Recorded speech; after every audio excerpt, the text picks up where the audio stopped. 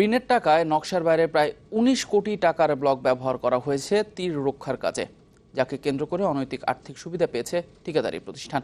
এমন অনিয়ম পাওয়া গেছে জরুরি ঘূর্ণিঝড় পুনর্বাসন প্রকল্প ইসিআরআরপির পানি উন্নয়ন বোর্ডের বরগুনা অংশে। জানিয়ে সঠিক কোনো ব্যাখ্যা দিতে পারেনি ঠিকাদারি প্রতিষ্ঠান। সরকার বলছে অনিয়ম প্রমাণিত হলে ছাড় দেওয়া হবে না। পানি উন্নয়ন বোর্ডের নানা প্রকল্প নিয়ে ইকবাল হাসানের 4 পর্বের ধারাবাহিকের আজ দেখুন প্রথম পর্ব। আর ছবি তুলেছেন রিপু আহমেদ মামুন।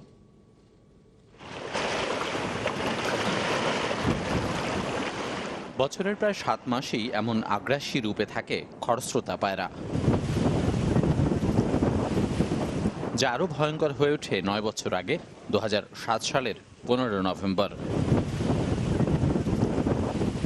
ওই দিন ঘূর্ণিঝড় সিডর লন্ডভন্ড করে দেয় বরগুনার বালিয়াতলির এই জনপদ।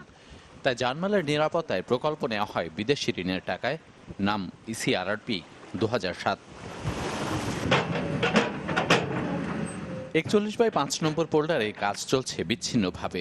ব্লক ফেলা হচ্ছে নদীতে, কিন্তু সেই ব্লক তৈরি এবং ব্যবহারেও পিছু ছাড়েনি অনিয়ম। নদীর তীর এবং বাঁধ সংরক্ষণমূলক কাজে অনিয়ম, অব্যবস্থাপনা, দুর্নীতি যেন একরকম স্বাভাবিক ঘটনা। আর তা যদি হয় বিদেশি ঋণ কিংবা অনুদানের টাকায়, তাহলে তো কথাই নেই। 1 টাকার কাজ 5 টাকা কিংবা 1 বছরের কাজ 5 বছরে শেষ হওয়া নিয়েও তৈরি হয় অনিশ্চয়তা। ওই এলাকায় তীর রক্ষা কাজের জন্য 2014-15 অর্থ বছরে ব্লক বরাদ্দ ছিল 19,000-এর কিছু বেশি, কিন্তু দেখানো হয় 44,000, অর্থাৎ বাড়তি 25,000 ব্লক দেখিয়ে তুলে নেওয়া হয় 2,16,00,000 টাকা।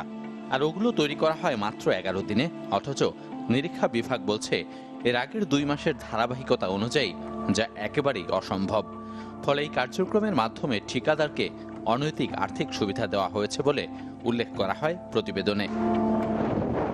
প্রকল্প এলাকায় গিয়েও এ ব্যাপারে পাওয়া যায়নি সঠিক কোনো তথ্য।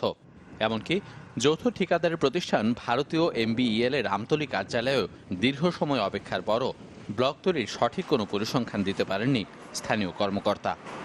এই দুইটা ইসের ব্যাপারে আপনার ব্যাখ্যাটা কি? আপনি এটা আমি এই বিষয়টা জানি না, সুতরাং এটা আমি বলতে পারছি না। এই জিনিসটা আমার একদমই নলেজে নাই।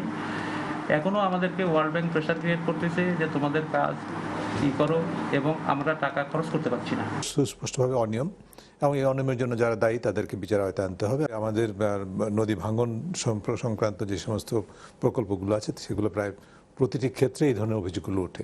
এই কারণে অভিযোগগুলো ঘুরে ঘুরে আসে এবং অনিয়মগুলো ঘটে। তার অন্যতম বিষয়টি হচ্ছে যে যারা এগুলো করে সুবিধা অর্জন করছেন, লাভবান হচ্ছেন, তারা ধরাছোঁয়ার বাইরে থাকছেন। এখানেই শেষ নয়, অতিরিক্ত ব্লক ব্যবহারের মাধ্যমে কয়েকটি অংশে ওই ঠিকাদার বেহাত করেছেন আরও প্রায় 17 কোটি টাকা।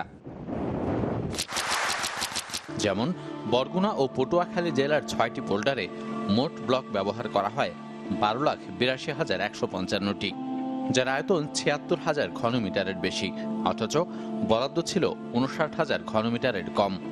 অর্থাৎ 18,000 ঘনমিটার ব্লক ব্যবহার করা হয় প্রয়োজনের বাইরে। প্রতি ঘনমিটার 9,375 টাকা হারে 16,83,00,000 টাকা নিয়ে যান ওই ঠিকাদার, যাকে প্রকল্পের টাকার অপচয় হিসেবেও উল্লেখ করা হয়। ভিত্তিহীন না, আবার এটা স্টেবলও না যে পার্মানেন্ট যে ক্ষতি হয়ে যাবে সেরকম না। এটা বিল অফ কোয়ান্টিটি যেটা টেন্ডার সময় রেডি করছে ওখানে বলছিল আর কি।